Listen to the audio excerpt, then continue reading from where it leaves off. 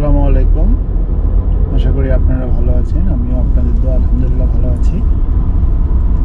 Automotive cyber security নিয়ে আমি কিছু কথা বলবো। আপনাদের যদি বুঝতে কষ্ট হয় তাহলে জাস্ট স্কিপ করবেন। আমি বলার উদ্দেশ্য হচ্ছে কি যে আপনারা জানলেন, প্লাস আমার ভিডিওটা থেকে গেল। আজ থেকে 10 বছর 15 বছর পরেও আমি আমার ভিডিওটা দেখতে পাবো। তো এর ফলে যেটা হবে কি যে আমি এই বিষয়গুলো নিয়ে কাজ করছিলাম, আপনারাও জানলেন, আমার নিজেরও জানা থাকলো আর কি। জিনিসটা জাস্ট একটা ডিজিটাল ক্ষীরক বলে থাকলো আর কি। তো যাই হোক, আমি যে বিষয়টি নিয়ে বলতে চাচ্ছিলাম সেটা হচ্ছে automotive cyber security. Automotive cyber সিকিউরিটিটা কী, কেন দরকার, এই বিষয়গুলো সম্পর্কে আপনাদেরকে আমি একটা ধারণা দেওয়ার চেষ্টা করব। সেটা হচ্ছে, আমি বারবার আমার ভিডিওতে বলার চেষ্টা করছি, সেটা হচ্ছে যে গাড়িতে হচ্ছে বিভিন্ন ধরনের ইলেকট্রনিক কন্ট্রোল ইউনিটের সমন্বয়ে একটা গাড়ি গঠিত হয়। ইঞ্জিন মিশন আছেই, ইঞ্জিন মিশন ছাড়াও গাড়িতে বিভিন্ন ধরনের ইলেকট্রনিক কন্ট্রোল ইউনিট থাকে। তো ইলেকট্রনিক কন্ট্রোল ইউনিটগুলো একটা আরেকটা কন্ট্রোল ইউনিটের সাথে কমিউনিকেশন করে। তো এটা ক্যান নেটওয়ার্কের মাধ্যমে কমিউনিকেশন করে, কন্ট্রোল এরিয়া নেটওয়ার্ক। এছাড়াও লিনের মাধ্যমেও কমিউনিকেট করে।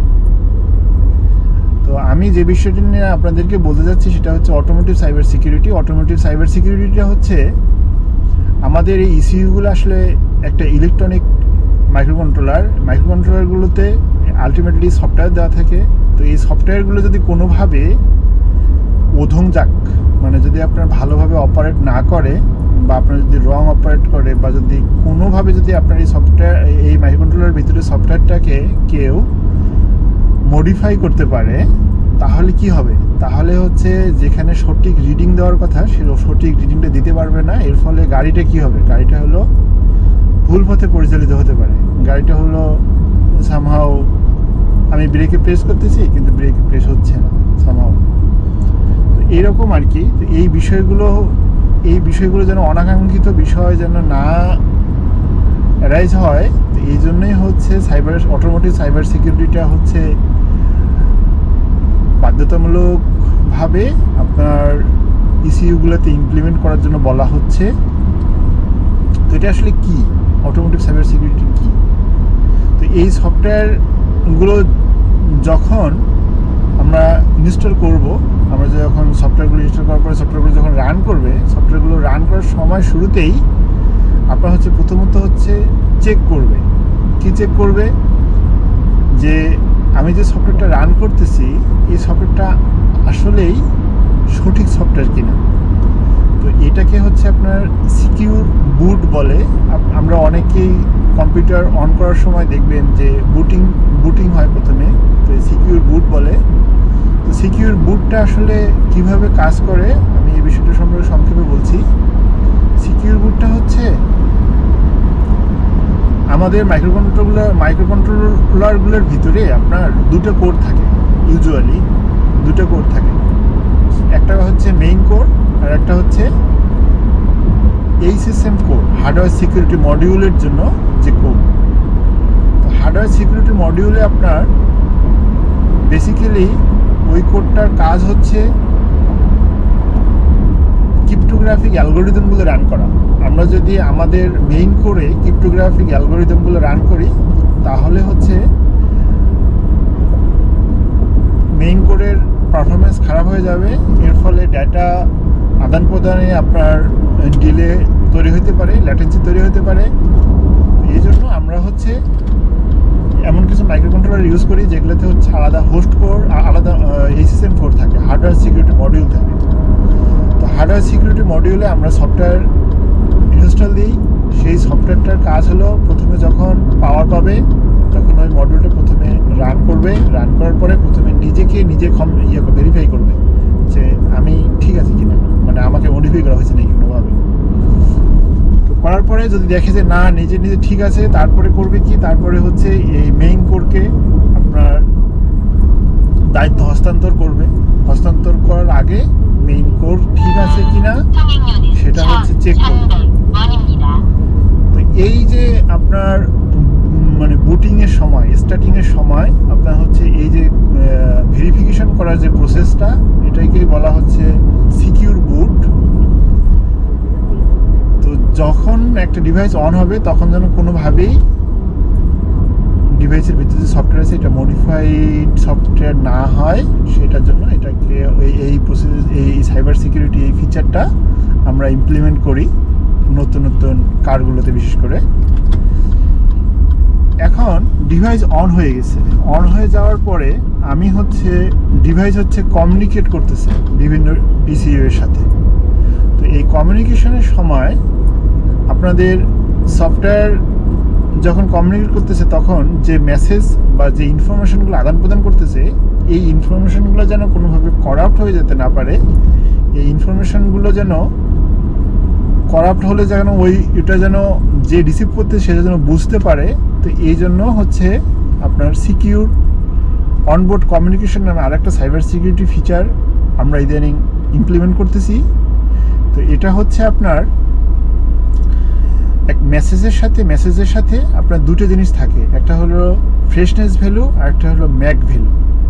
তো ফ্রেশনেস ভ্যালুটা হচ্ছে কি প্রতিটা মেসেজ ট্রান্সমিট করার সময় ফ্রেশনেস ভ্যালুটা ইনক্রিজ করে এবং ওই টোটাল ডেটা এবং ফ্রেশনেস ভ্যালু টোটালটার উপরে একটা ম্যাক ক্যালকুলেট করা হয়। তো এই ম্যাকটা আপনার যে কি দিয়ে ম্যাক ক্যালকুলেট করা হয়েছে, সিম্যাক ক্যালকুলেট করা, এই কি দিয়ে ম্যাক ক্যালকুলেট হয়েছে, এই কিটা আপনার হচ্ছে দুটো ডিভাইসেই, যে ডিভাইস ট্রান্সমিট করতেছে তার কাছেও আছে, যে ডিভাইস রিসিভ করতেছে তার কাছেও আছে। তো অ্যাজ এ রেজাল্ট যে কি দিয়ে যে ডেটা থেকে ম্যাক ক্যালকুলেট করা হয়েছে, যে ডেটা যে রিসিভ করতেছে সেও কিন্তু ওইটাকে ভেরিফাই করতেছে ওই কি দিয়ে। তো এতে কি হবে, এতে যে ডাটাটা ট্রান্সমিট হইতেছে, রিসিভ অ্যান্ড ট্রান্সমিট হইতেছে, সে ডাটাটা সঠিক কিনা এটা হলো device to device, controller to controller এটা হচ্ছে চেক করতেছে। তো এই জন্য রান টাইমেও আপনার ডেটা যেন কোনোভাবেই কেউ মডিফাই করতে না পারে বা যেন মডিফাই হয়ে না যায়। তো সেই জন্য এই ফিচারটা আমরা হচ্ছে ইদানিং গাড়িগুলোতে ইমপ্লিমেন্ট করতেছি। তো এটা হচ্ছে সিকিউর অনবোর্ড কমিউনিকেশন, সেগোসি বলে।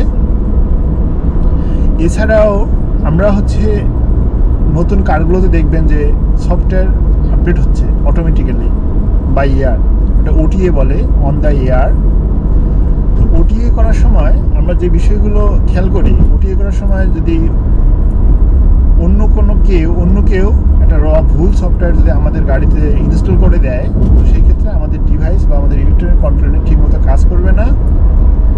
এই জিনিসটাকে প্রোটেক্ট করার জন্য আমরা হচ্ছে যখন সফটওয়্যার ইনস্টল করবো যে সফটওয়্যারটা, সেই সফটওয়্যারটা একটা কির মাধ্যমে সফটওয়্যারটাকে আমরা হচ্ছে ইনক্রিপ্ট করি। ইনক্রিপ্ট করার পরে আমরা হচ্ছে ওই সফটওয়্যারটার নিচে একটা সিগনেচার ইউজ করি। তো এই প্রাইভেট কি দিয়ে একটা সিগনেচার ইউজ করি এবং ডিভাইসের পাবলিক কিটা থেকে যায়। তো যখন ওভার দ্য এয়ার যখন সফটওয়্যারটা ইনস্টল করা হয়ে যায়, ইনস্টলের শেষ পর্যায়ে এসে ওই সিগনেচারটা ভেরিফিকেশন করা হয়। তো এটা ভেরিফিকেশন করার পরে আপনার যদি দেখা যায় যে সিগনেচার যে ডাটা এবং যে সিগনেচার এটা যদি মিল থাকে, তখনই কেবল নতুন সফটওয়্যার যেটা আপডেট হয়েছে সেটাতে হচ্ছে রান করে ইলেকট্রনিক কন্ট্রোল ইউনিটটা।